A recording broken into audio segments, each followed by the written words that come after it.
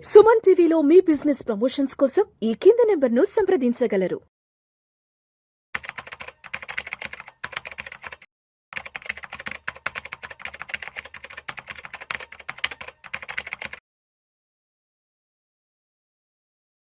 చక్రధర్ గారు నమస్తే సార్. నమస్తే అండి. చక్రధర్ గారు, SIF specialised investment fund almost మార్కెట్లోకి వచ్చి 1 year అవుతుంది. 2025 జూలై ఆగస్ట్ ఆ టైంలో మార్కెట్లోకి వచ్చేసింది. 1 year అయిపోతుంది. చాలా పెద్ద పెద్ద కంపెనీస్ అన్ని కూడా ఎస్ఐఎఫ్ని ఆఫర్ చేస్తున్నాయి. సో ఇప్పుడు ఎస్ఐఎఫ్ మార్కెట్లోకి వచ్చి 1 year అయింది కాబట్టి ఏంటి అసలు మార్కెట్లో ఎస్ఐఎఫ్ రివ్యూ ఎలా ఉంది అసలు? చాలా బాగుందండి రివ్యూ కూడా. అందరూ కూడా చాలా పాజిటివ్గానే ఉన్నారు. ఎందుకంటే మనం చెప్పినట్టుగా 1 year అయింది. మనకి ఫస్ట్ క్వాంట్ వాళ్ళతో స్టార్ట్ అయింది. మనకి క్వాంట్ తర్వాత ఎడల్ వైజ్ కానీ టాటా అందరూ. కాకపోతే ఏంటంటేనండి ఇందులో 2 రకాల కేటగిరీ ఉంది. ఒకటి హైబ్రిడ్ కేటగిరీ ఉంటుంది. అంటే మనకి mix of equity, bond, commodities, అలాగే చూస్తే రియల్ ఎస్టేట్ అని కలిపి ఒక హైబ్రిడ్ స్కీమ్స్ ఉన్నాయి. ఫస్ట్ ఇండియాలో అవే బాగా వచ్చాయండి. ఎక్కువ వచ్చింది హైబ్రిడ్ స్కీమ్సే వచ్చాయి. ఆల్మోస్ట్ ప్రతి ఒక్క కంపెనీ నుంచి కూడా ఒక హైబ్రిడ్ స్కీమ్ అయితే లాంచ్ అయిపోయింది. సో మేము గత లాస్ట్ 10 years నుంచి చూస్తాం. 10 రూపీస్తో స్టార్ట్ అయినవి అనేవిలు కూడా ఇవాళ 10 రూపీస్ 80 పైసా, 10 రూపీస్ 90 పైసా, 10 రూపీస్ 60 పైసా వచ్చేసాయి. అంటే ఎవరైతే 10 lakhs పెట్టారో వాళ్ళకి 80,000 ప్రాఫిట్ అయితే వచ్చిందండి. 80,000, 70,000, 60,000 రకరకాలుగా అయితే వచ్చినాయి. సో ఇప్పుడు మార్కెట్లో ఎవరన్నా హైబ్రిడ్ స్కీమ్స్ అనగానే గుర్తొచ్చేది ఎవరంటే రిటైర్మెంట్ పీపుల్. ఎవరైతే రిటైర్డ్ అయిన పీపుల్ ఉంటారో సిస్టమేటిక్ విత్డ్రాయల్ ప్లాన్ కావాలి మనకి ఏదన్నా వచ్చిన అమౌంట్ మీద ఎవరీ మంత్ కొంత అమౌంట్ కనుక తీసుకుంటే పెన్షన్ లాగా ఉపయోగపడుతుంది అనుకున్న వాళ్ళందరికీ కూడా మొగ్గు చూపించేదే హైబ్రిడ్ స్కీమ్స్. సో ఈ హైబ్రిడ్ స్కీమ్స్లో మనకు ఆల్రెడీ మ్యూచువల్ ఫండ్స్లో కూడా ఉన్నాయి కదండి. అంటే మ్యూచువల్ ఫండ్స్లో చూడండి బ్యాలెన్స్డ్ అడ్వాంటేజ్ ఫండ్స్ అనేది ఉంటుంది. అందులో కేవలం మనకు వచ్చేసి కేవలం ఈక్విటీ అండ్ డెట్ ఆ రెండే ఉంటాయి. కానీ ఇక్కడ ఏంటంటే ఎస్ఐఎఫ్స్లో మీకు ఈక్విటీ, డెట్తో పాటు కమోడిటీస్ కూడా యాడ్ చేశారు, రియల్ ఎస్టేట్ కూడా యాడ్ చేశారు. కాబట్టి మార్కెట్ రిస్క్ కొంచెం బాగా తగ్గింది.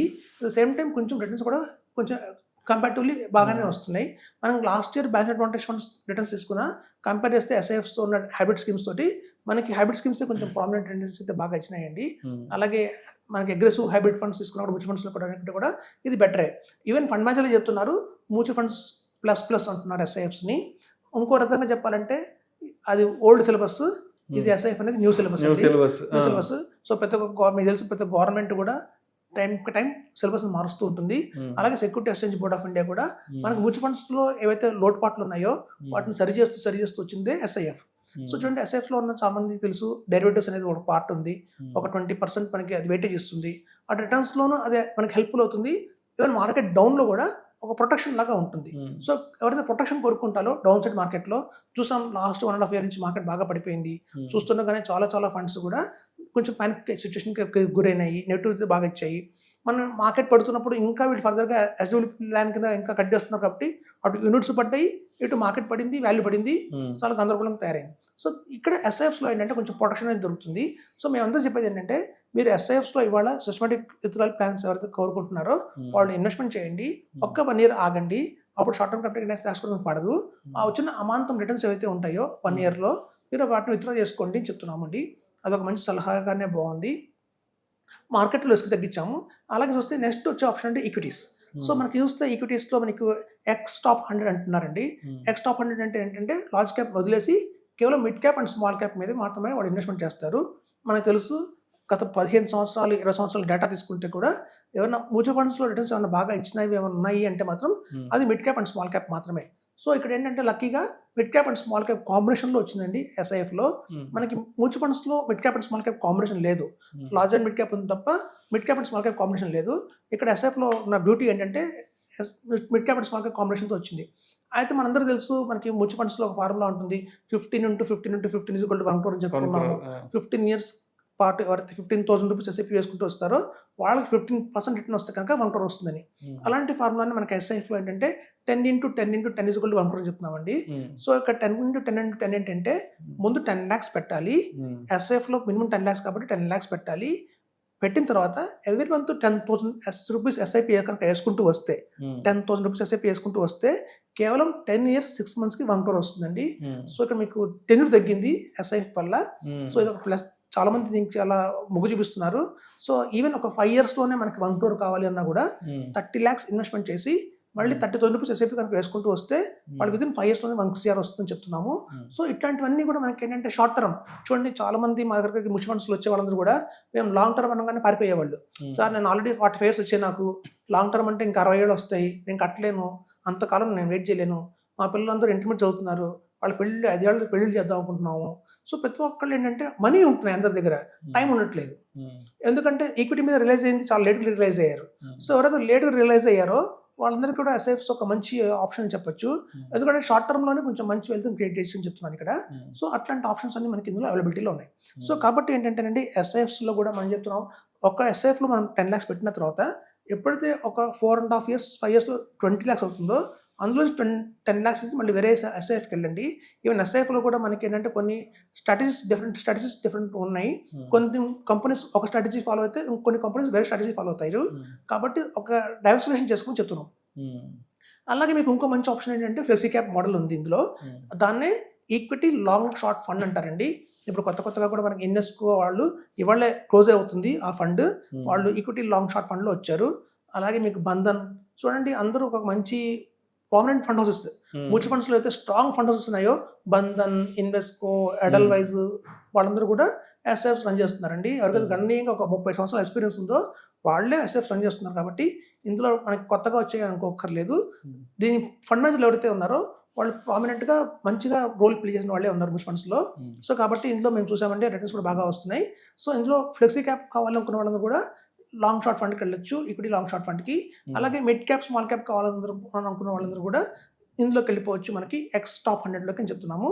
అయితే మన మ్యూచువల్ ఫండ్స్లో చాలామంది చెప్తున్నారు గత లాస్ట్ 2 years నుంచి 3 years నుంచి కూడా తెలియక పొరపాటున బిజినెస్ సైకిల్ ఫండ్ అని, ఇన్నోవేషన్ ఫండ్ అని, స్పెషల్ సిచ్యుయేషన్ ఫండ్ అని ఇలాంటి చాలా రకాల ఫండ్స్లో పెట్టున్నారండి. వాటి రిటర్న్స్ చాలా దారుణంగా పడిపోయినాయి.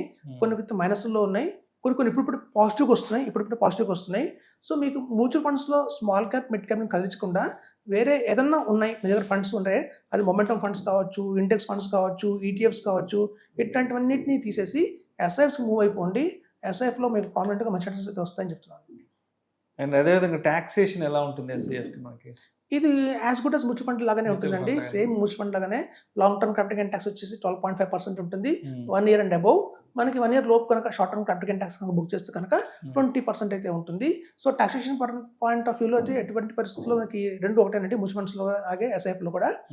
మేము మారమని చెప్తున్నామండి. ఎందుకంటే మనం చూడండి, ఎప్పుడైతే ఒక చాలామంది అనుకుంటే ఏంటంటే మ్యూచువల్ ఫండ్స్లో, సార్ మ్యూచువల్ ఫండ్స్లో నుంచి కనుక నేను బయటకు వచ్చి మళ్ళీ ఎస్ఐఎఫ్లోకి వెళ్తే అక్కడ ఏమైనా కాంపౌండ్ ఇంట్రెస్ట్ పోగొట్టుకుంటానా, ఎందుకంటే లాంగ్ టర్మ్ నుంచి హోల్డ్ చేసుకుంటూ వస్తున్నాను ఒక 5 ఏళ్ళ నుంచి అంటున్నారండి.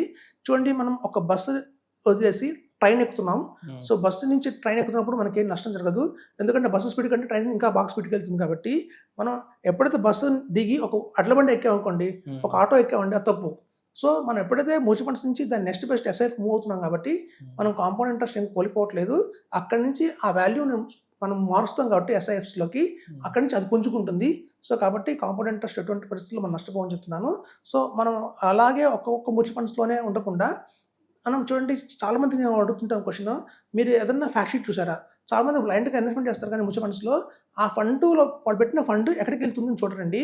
ప్రతి ఒక్క ఫండ్లో కూడా మీకు చూస్తే హెచ్డిఎఫ్సి బ్యాంక్ ఉంటుంది, ఐసిఐసిఐ బ్యాంక్ ఉంటుంది, అలాగే ఐటీసీ ఉంటుంది, టీసీఎస్ ఉంటుంది. అవన్నీ లాంగ్ షార్ట్ ఫండ్స్, అవన్నీ ఎప్పటి నుంచో కూడా కొనసాగుతున్నాయి మ్యూచువల్ ఫండ్స్లో. ప్రతి ఒక్కళ్ళు కూడా వాళ్ళ పోర్ట్ఫోలియో తీసుకుంటే అందులో 20 stocks ఇవాళ సాచురేషన్ అయిపోయినాయి, ఫర్దర్ గ్రోత్ లేదు. వాళ్ళు అనవసరం వాటిని క్యారీ చేసుకుంటూ వెళ్తున్నారు. అలా క్యారీ చేసుకోవడం వెళ్తున్న వల్ల వాళ్ళకి లాభాలు రావు ఫ్యూచర్లో. ఇప్పుడు చూడండి, చాలామంది అనుకుంటారు మ్యూచువల్ ఫండ్స్లో ఎందుకు మార్చరు, మమ్మల్ని బాగా క్వశ్చన్ అడుగుతారండి. సార్ ఎప్పుడు చూస్తున్నాను, గత 5 years నుంచి చూస్తున్నాను, అదే హెచ్డిఎఫ్సి బ్యాంక్ ఉంది స్టాక్, అదే ఐసిఐసిఐ బ్యాంక్ ఉంది, ప్రతి ఒక్క మ్యూచువల్ ఫండ్లోనూ రిలయన్స్ ఇండస్ట్రీస్ ఇవన్నీ కామన్గా ఉంటున్నాయి, వీటిని మార్చి వేరే పెట్టచ్చు కదా వాళ్ళు, అందుకే రిటర్న్ కోల్పోతూ ఉంటారు. ఇప్పుడు చూడండి, ఒక ఫండ్లోనే హెచ్డిఎఫ్సి బ్యాంక్కి సంబంధించిన వాల్యూ సపోజ్ ఒక 6 కోట్లు ఉందనుకోండి. అట్లాంటి కంపెనీస్ అని ప్రతి ఒక్క మ్యూచువల్ ఫండ్ దగ్గర 6 కోట్లు, 10 కోట్లు, 20 కోట్లు ఉంటుంది. మొత్తం దగ్గర 600 కోట్లు ఉందనుకోండి. ఈ 600 కోట్లు హెచ్డిఎఫ్సి బ్యాంక్ షేర్ని అమ్మేస్తే దాని పరిస్థితి ఏంటి? బ్యాంక్ పరిస్థితి అమ్మకూడదు. అందుకే ఏంటంటే మ్యూచువల్ ఫండ్స్లో ఎప్పుడు కూడా లాంగ్ అంటారు, షార్ట్ ఫండ్ అని చెప్పరు, లాంగ్ ఫండ్. ఎందుకంటే ప్రతి ఒక్క సెబీకి తెలుసు, ఒక్కొక్క స్టాక్ విలువ కొన్ని వేల కోట్లలో ఉంది మ్యూచువల్ ఫండ్స్లో. వాళ్ళు కనుక ఆ షేర్ని అమ్మేసి బయటకు వస్తే పిఎంఎస్ లాగా పిఎంఎస్లో అందరూ అంటారు చర్నింగ్ చేస్తారని. ఇప్పుడు మ్యూచువల్ ఫండ్స్లో చర్నింగ్ చేయరు. ఎందుకు చేయరంటే కొన్ని వేల కోట్లు పెట్టారు ఒక స్టాక్లో. ఐటీసీలో కొన్ని వేల కోట్లు ఉంటుంది, టీసీఎస్లో కొన్ని వేల కోట్లు ఉంటుంది. అలా థౌసండ్స్ ఆఫ్ క్రోర్స్ ఒకసారి మ్యూచువల్ ఫండ్ కంపెనీ తీసిందంటే ఆ కంపెనీ పరిస్థితి పడిపోతుంది. దానివల్ల ఏంటంటే ఎంప్లాయీస్కి సఫర్, ఎకానమీ సఫర్ అవుతుంది. సో కాబట్టి వాటి రిటర్న్స్ రాకపోయినా సరే ఆ స్టాక్ని కొనసాగిస్తూనే ఉంటాయి ఆ మ్యూచువల్ ఫండ్ కంపెనీస్ అన్ని కూడా. అందుకే మనకి రిటర్న్ గతంలో వచ్చినట్టుగా ఇప్పుడు రావట్లేదు.